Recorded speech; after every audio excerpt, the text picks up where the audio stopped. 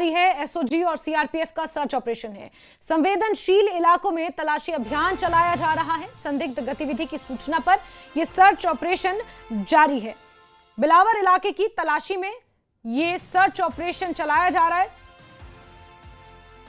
आप देख रहे हैं एसओजी और सीआरपीएफ का संयुक्त रूप से ये सर्च ऑपरेशन है, जिसमें कुछ संदिग्धों की जानकारी मिली थी, कुछ संदिग्ध गतिविधियों, और 3 संदिग्ध थे जिनकी आमद देखी गई थी। और उसके बाद एसओजी और सीआरपीएफ का ये संयुक्त ऑपरेशन चलाया जा रहा है। सीमावर्ती इलाका, आईबी से सटा हुआ ये इलाका, इसके बहुत सारे गांव ऐसे हैं जो इंटरनेशनल बॉर्डर से सटे हुए हैं, और ऐसे में यहां पर संयुक्त रूप से ये तलाशी अभियान चलाया जा रहा है। संदिग्ध गतिविधि देखने के बाद सुरक्षा बलों ने इस पूरे इलाके को घेर लिया, अपने मुहासरे में लेकर ये तलाशी अभियान चलाया जा रहा है।